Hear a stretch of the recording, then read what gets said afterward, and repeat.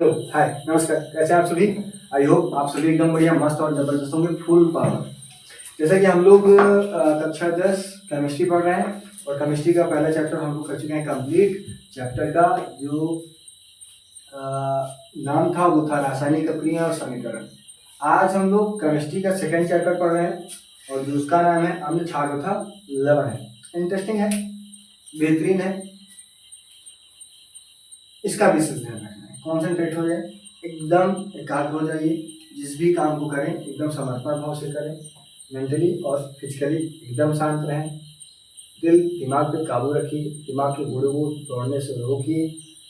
पूरा समर्पण जहाँ भी आप पढ़ रहे हो वहाँ पे दीजिए। इस चैप्टर में हम लोगों को पढ़ना है अम्ल के बारे में भी, क्षार के बारे में भी, लवण के बारे में भी। सबसे पहले हम पढ़ेंगे अम्लों के बारे में। तो अम्ल के बारे में हम सब लोग पढ़ लेंगे, अम्ल क्या होते हैं, उसकी परिभाषा क्या होती है, अम्ल के प्रकार क्या होते हैं, अम्लों के भौतिक गुण क्या है, ये सारी चीजें पढ़ लेंगे। क्षार का भी ऐसे पढ़ लेंगे, क्षार की परिभाषा क्या होती है। उसके बाद जो है क्षार के प्रकार कैसे होते हैं, क्षार के भौतिक गुण क्या है। इतना पढ़ने के बाद हम लोग अम्ल तथा क्षार दोनों के रासायनिक गुण एक साथ में पढ़ेंगे। दोनों के रासायनिक गुण एक साथ में पढ़ेंगे तो इंटरेस्टिंग लगेगा। उसके बाद जब एक समाप्त हो जाएगा तो फिर हम लोग पढ़ेंगे लवण। लवण के बारे में पूरी जानकारी लेंगे। इसमें एक इंटरेस्टिंग चीज़ पढ़ना है और जो मिस हो जाती है, हम लोग ज़्यादा ध्यान नहीं देते उस चीज़ पर, वो है सूचक। उसके बारे में भी हम लोगों को बेहतरीन तरीके से पढ़ना है। तो चलिए हम लोग शुरू करते हैं अम्ल, क्षार तथा लवण नाम का चैप्टर। और जो सबसे पहली हेडिंग लगेगी वो हेडिंग लगेगी अम्ल। अम्ल, तो अम्ल क्या होते हैं इसे देखा जाए। सबसे पहली बात हम लोगों को दिमाग में ये रखना होगा कि जो अम्ल होते हैं, ये अम्ल जो है लैटिन शब्द से लिया गया। अम्ल को जो हम लोग अम्ल बोलते हैं, ये लैटिन शब्द से लिया गया है, एसिड्स है। उस एसिड्स को हम लोग अम्ल बोलते हैं। तो अम्ल शब्द लैटिन शब्द एसिड से लिया गया है और एसिड का जो अर्थ होता है लैटिन भाषा में वो होता है खट्टा। तो अम्ल लैटिन शब्द एसिड से लिया गया है, जिसका अर्थ क्या होता है, जिसका अर्थ होता है खट्टा। कोई स्वाद वाला खट्टा, स्वाद में खट्टा, मीठ। ठीक है, तो लैटिन शब्द से लिया गया। अम्ल जो है लैटिन शब्द से लिया गया है, जिसका अर्थ होता है एसिड। अम्ल लैटिन शब्द एसिड से लिया गया है, जिसका अर्थ होता है खट्टा।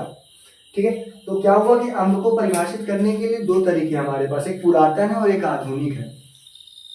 हम लोगों ने बहुत पहले अम्ल को परिभाषित कर दिया था, लेकिन बाद में एक वैज्ञानिक है आर्यनियस, तो उन्होंने दूसरे तरीके से परिभाषित किया। उन्होंने अपने वैज्ञानिक तरीके से परिभाषित किया और एक इससे पहले भी परिभाषा आ चुकी है।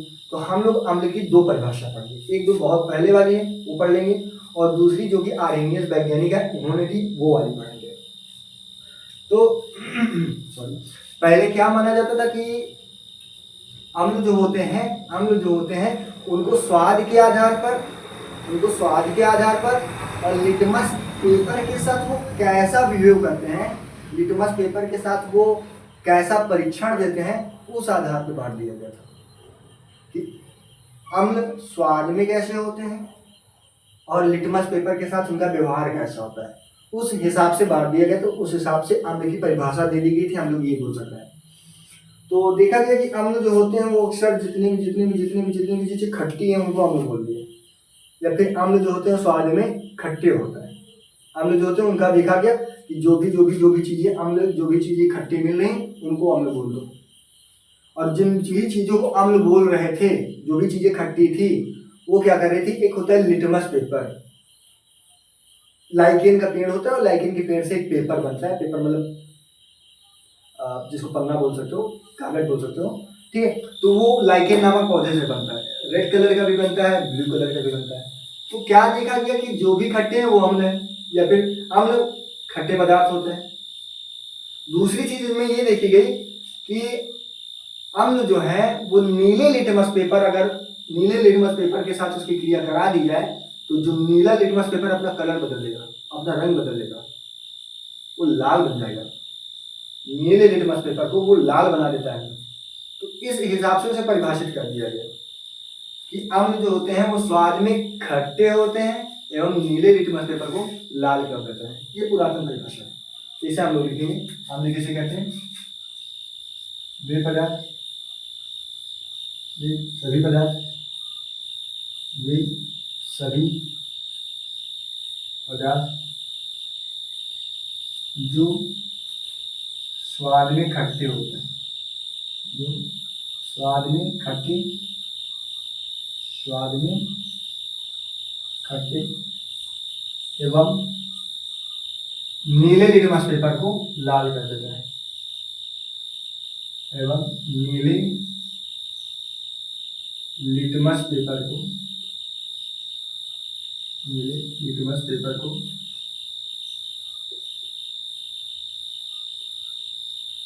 लाल कर देते हैं, नीले लिटमस पेपर को लाल कर देते हैं। क्या कहलाते हैं? अम्ल कहलाते हैं। नीले लिटमस पेपर को लाल कर देते हैं, अम्ल कहलाते हैं।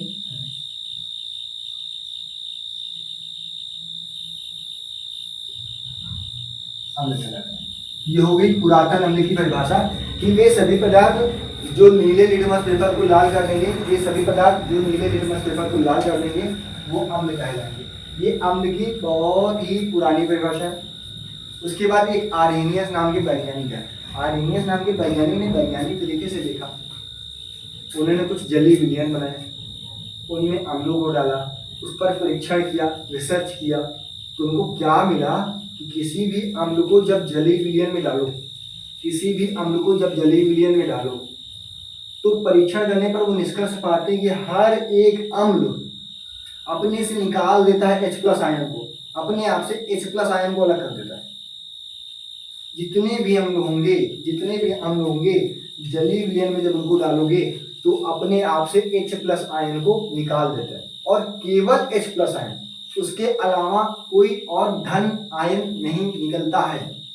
सिर्फ हाइड्रोजन धन आयन निकलता है, कोई अन्य धन आयन नहीं निकलता है। ये पाया था आर्हेनियस ने। तो हम ये कह सकते हैं, दूसरी परिभाषा है आर्हेनियस के सिद्धांत के अनुसार। आर्हेनियस के सिद्धांत के अनुसार, आर्हेनियस के सिद्धांत के अनुसार, आर्हेनियस के सिद्धांत के अनुसार, आर्हेनियस के सिद्धांत के अनुसार क्या कह सकते हैं? आर्हेनियस कहते हैं कि अम्ल वे पदार्थ होते हैं जो जलीय विलयन में केवल H+ आयन देते हैं। अम्ल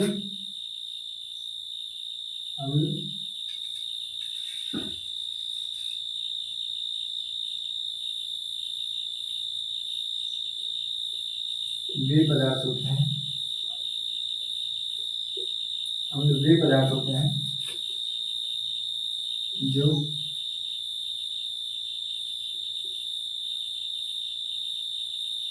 जलीय विलयन में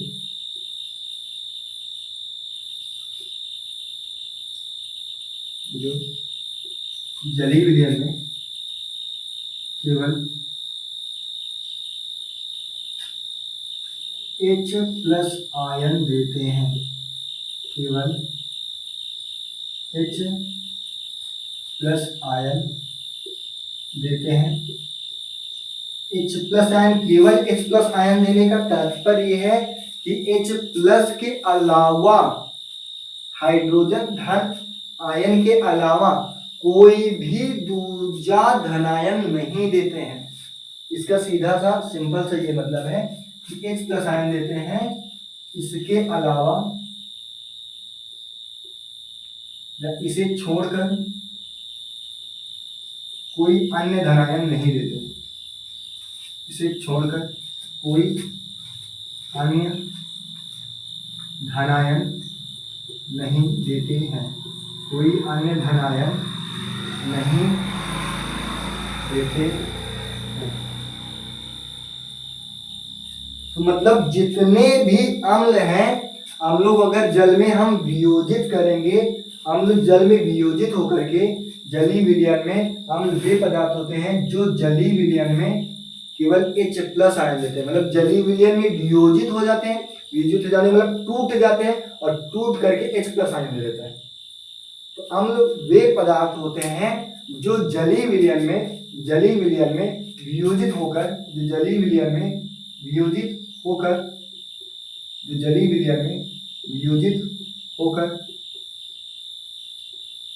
होकर H प्लस आयन देते हैं, इसे छोड़कर कोई अन्य धनायन नहीं देते हैं।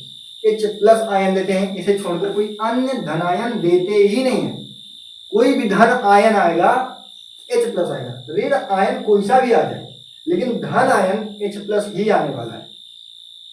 जैसे आप एग्जाम्पल ले सकते हैं, H2SO4 को आप H2SO4 ले सकते हैं, आप HCl ले सकते हैं, आप HCl ले सकते हैं। ये इनकी एग्जाम्पल हुआ है, अम्लों की एग्जाम्पल। अच्छा, इनको जब हम जल में वियोजित करेंगे टूट जाएंगे और H प्लस आयन देंगे। जैसे H2SO4, अगर इसे जल में वियोजित करें तो टूटेगा और 2H पॉजिटिव दे देगा और उसके साथ SO4 जो है वो 2 नेगेटिव दे देगा। ऐसे ध्यान से देखिए, यहाँ पे ध्यान से देखिए कौन सा धन आयन है। ये तो ऋण आयन है, ये देखो ऋण लगा है और ये देखो धन लगा, तो ये धन आयन हुआ, ये धन आयन हुआ। ये जो है धन आयन हुआ, ये देखें, ये H प्लस धन आयन दिया है, 2H दिए है प्लस धन आयन में कौन है, हाइड्रोजन ही है, तो H प्लस आयन देते हैं, H प्लस आयन देता है। कोई सा भी ले लोगे ऐसे टूट जाता है। ठीक है। अब इसके बाद हम लोग पढ़ेंगे कि अम्ल जो होते हैं कितने प्रकार के होते हैं। अम्लों के प्रकार,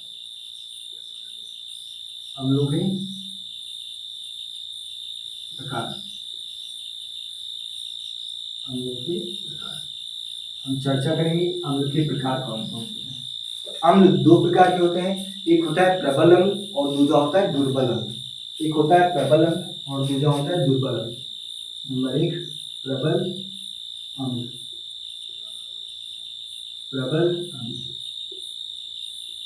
और एक क्या होता है, एक होता है हम लोगों का दुर्बल अम्ल। एक प्रबल हो जाएगा और एक हो जाएगा दुर्बल।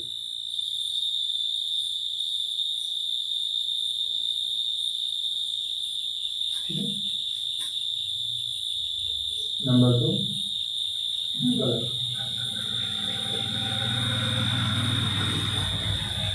दुर्बल अम्ल। एक होता है प्रबल अम्ल और दूसरा होता है दुर्बल अम्ल। ठीक है।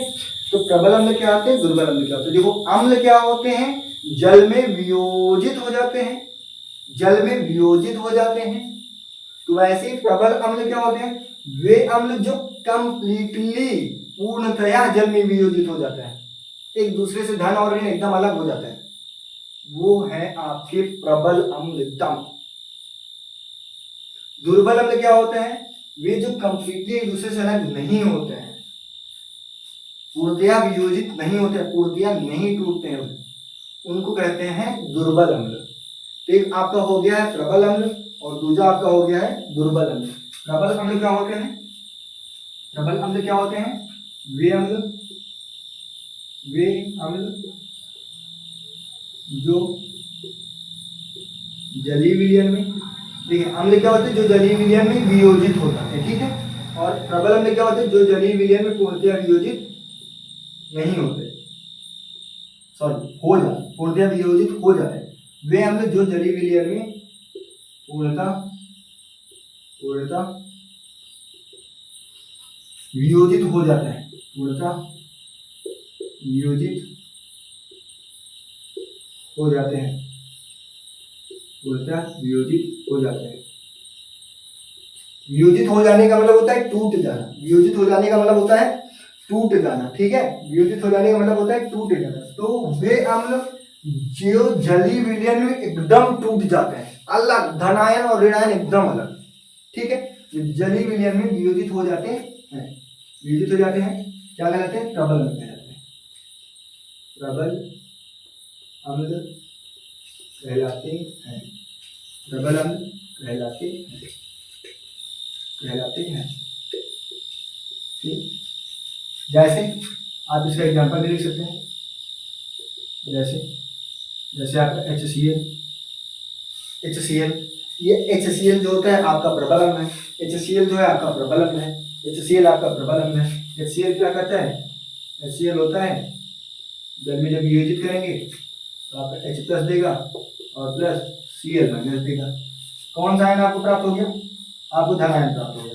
किस पर? हाइड्रोजन पर। तो हाइड्रोजन धनायन मिल गया आपने, ऊर्जा विद्युत देगा। और एक बात, ये एक उत्क्रमणीय क्रिया होती है, ये इधर से भी हो सकती है और इधर से भी हो सकती है। उत्क्रमणीय क्रिया वह क्रिया जो दोनों पक्षों में संभव है, इससे ये भी बन सकता है और इससे ये भी बन सकता है, इसको बोलते हैं उत्क्रमणीय क्रिया। तो यहाँ पर भी हम लोग इसको उत्क्रमणीय क्रिया बना सकते हैं, ये, ठीक है। ये उत्क्रमणीय क्रिया होती है, इससे ये बन सकता है और इससे ये बन सकता है। हो गया। ये पूर्णतया वियोजित है। दुर्बल अम्ल क्या होते हैं? सेम उसका अपोजिट, वे अम्ल जो जलीय विलयन में, जो जलीय विलयन में, जो जलीय विलयन में पूर्णतया वियोजित नहीं होते, जो जलीय विलयन में पूर्णतः वियोजित नहीं होते हैं, पूर्णतः वियोजित नहीं होते हैं, पूर्णतः वियोजित नहीं होते हैं, दुर्बल अम्ल कहलाते हैं। वियोजित नहीं होते हैं, दुर्बल अम्ल कहलाते हैं, दुर्बल अम्ल कहलाते हैं, ठीक है। तो ये जल में पूर्णतया वियोजित होंगे नहीं, टूटेंगे, पूर्णतया नहीं टूटेंगे, टूटेंगे, कंप्लीटली नहीं टूटेंगे, ठीक है। एग्जाम्पल में जैसे आप इसमें क्या लिख सकते हो? जैसे आप HCl ले सकते हो, HCl क्या करता है? आपका HCl होता है, ये क्या करेगा? H+ और प्लस Cl-, आपका मिल गया धनायन, आपको मिल गया, आपका धनायन आपको मिल गया, आपको आपका धनायन मिल गया, ये आपको धनायन मिल गया, हाइड्रोजन धनायन, H+ आयन मिल गया, लेकिन कंप्लीटली वियोजित नहीं होगा, पूर्णतया नहीं टूटेगा, ठीक है। तो ये आपका हो गया प्रबल अम्ल और ये आपका हो गया दुर्बल अम्ल। ओके जी, प्रबल अम्ल और दुर्बल अम्ल हो जाए, शायद आप लोगों को लग रही होगी, ठीक है। तो अब हम लोग पढ़ेंगे अम्लों के भौतिक गुण। शायद पसीना भी समझ में आ रहा हो जो हमें निकल रहा है। अम्लों के भौतिक गुण, अम्ल के भौतिक गुण क्या होते हैं? अम्ल के भौतिक गुण क्या होते हैं? भौतिक गुण, अम्ल के भौतिक गुण क्या होते हैं? अम्ल के भौतिक गुण क्या होता है? मतलब जिनका टेस्ट लिया जा सके, जिनको महसूस किया जा सके, जिनको देखा जा सके, वो सब भौतिक में आ जाएंगे। तो अम्ल के ऐसे कौन से गुण हैं? अम्ल के ऐसे कौन से गुण हैं? ठीक है, अम्ल के भौतिक गुण, सबसे पहली बात, अम्ल स्वाद में खट्टे होते हैं। अम्ल का भौतिक गुण नंबर 1, अम्ल स्वाद में खट्टे होते हैं। अम्ल स्वाद में खट्टे होते हैं। अम्ल जो होते हैं स्वाद में खट्टे होते हैं। याद हो गया? तो परिभाषा में था, वेरी गुड। तो दूसरी बात भी परिभाषा में बाबू, इतना इजी हो जाएगा आप लोगों के लिए। नंबर 2, अम्ल जो होते हैं नीले लिटमस पेपर को लाल कर देते हैं। यहाँ लिखे थे? हाँ लिखे थे, नीले लिटमस पेपर को लाल कर देते हैं। अम्ल नीले लिटमस पेपर को, नीले लिटमस पेपर को लाल कर देते हैं। नीले लिटमस पेपर को ये लाल कर देंगे। अगर नीले लिटमस पेपर को ले जाएं, अगर नीले लिटमस पेपर के ऊपर हम अम्ल डाल देते हैं तो नीला लिटमस पेपर लाल हो जाएगा। ठीक है। और क्या होते हैं इसके गुण? तीसरा गुण हम लोग क्या लिख सकते हैं? तीसरा गुण हम लोग ये लिख सकते हैं, अम्ल की जो प्रकृति होती है संक्षारक होती है। ठीक है, अम्ल की जो प्रकृति होती है वो संक्षारक होती है। वो त्वचा हो गया, लकड़ी हो गया, कागज हो गया या लोहा हो सकता है, इन सबको नष्ट कर सकता है, इन सबको नष्ट कर सकता है, इन सबको नुकसान पहुंचा सकता है। ठीक है, तो अम्ल जो होते हैं, अम्ल की प्रकृति संक्षारक होती है। अम्ल की प्रकृति जो होती है संक्षारक होती है। अम्ल की प्रकृति संक्षारक होती है। संक्षारक होने मतलब नष्ट करने वाला, संक्षारक होती है, संक्षारक होती है। ये त्वचा, कागज, लकड़ी, ठीक है, जो भी लगभग चीजें, लकड़ी, लोहा आदि को नष्ट कर सकते हैं। आदि को अगर भारी मात्रा में इनका उपयोग कर लिया जाए तो इन सबको नष्ट कर सकते हैं। आदि को नष्ट कर सकते हैं। ठीक है, ये हो गया। तो अम्ल क्या होते हैं, एक बार रिवीजन कर लिया जाए, एक बार हम लोग कर लेते हैं इसका रिवीजन, छोटा छोटा बातें देख लेते हैं एक बार फिर से। तो अम्ल क्या होते हैं? अम्ल जो होते हैं, पहले एक परिभाषा दी गई जो पुरानी परिभाषा पहले के लोगों ने दी थी कि कहा भैया जितना पदार्थ खट्टा दिखे और वो नीले लिटमस पेपर को लाल कर दे वो अम्ल हो जाएगा। आए वैज्ञानिक आर्यनियस वैज्ञानिक बहुत सारी रिसर्च की और रिसर्च करने के बाद वो बोलते हैं कि अम्ल जो होते हैं अगर इनको जल में वियोजित करो तो जल में वियोजित होने पर ये H+ आयन देंगे, H+ निकाल ही देंगे अपने आप से, उसके अलावा कोई आयन निकालेंगे ही नहीं कि कुछ और आयन निकाल देंगे, धन आयन, सिर्फ और सिर्फ हाइड्रोजन धन आयन, उसके अलावा कुछ नहीं। तो इन्होंने कहा कि भैया कि अम्ल वे पदार्थ होते हैं जो जलीय विलयन में वियोजित होकर केवल H+ आयन देते हैं, इसके अलावा कोई अन्य आयन नहीं देते हैं। ठीक है, फिर पता चला अम्लों के भी प्रकार हैं, एक प्रबल अम्ल होता है और एक दुर्बल अम्ल होता है। जो कंप्लीटली वियोजित हो जाए, पूर्णतया वियोजित हो जाए, एकदम दूर दूर हो जाए, टूट जाए एकदम से, वो हमारा प्रबल अम्ल है HCl जैसे। उसके बाद जो कंप्लीटली वियोजित ना हो, पूर्णतया ना टूटे, तो वो होता है हमारा दुर्बल अम्ल जैसे कि HCl। फिर भौतिक गुण स्वाद में खट्टे होते हैं, नीले लिटमस पेपर को लाल कर देते हैं, प्रकृति संक्षारक होती है मतलब नष्ट करने किसको, शायद वस्तु को, किसी भी प्रकार की, जैसे त्वचा हो गई, लकड़ी हो गई, कागज हो गया या फिर लोहा हो गया, इन सबको नष्ट कर सकते हैं। इनकी प्रकृति जो होती है संक्षारक होती है। तो आई होप समझ में आया होगा। अभी हमने क्या पढ़ लिया है कि मार्कर कब चलेंगे, क्या ही कहना, चलिए कोई नहीं, काम चालू कल। ठीक है, तो इनकी जो प्रकृति क्या कह रहे थे कि हम अम्ल पढ़ लिए। अब हम कल पढ़ेंगे क्षार। तो क्षार, क्षार के प्रकार, क्षार की 2 परिभाषाएं और क्षार के भौतिक गुण। ठीक है, उसके बाद अम्लों के रासायनिक गुण ऐसे इधर पढ़ेंगे, क्षार के रासायनिक गुण ऐसे पढ़ेंगे, ज्यादा समझ में आएगा, कोई कंफ्यूजन नहीं रहेगा, बेहतरीन समझ में आने वाला है। ठीक है, आई होप आज क्लास आप सभी को अच्छी लगी होगी, आप लोगों ने फुल एंजॉय किया होगा, मजा आया होगा पढ़ करके। तो थैंक यू, जय हिंद।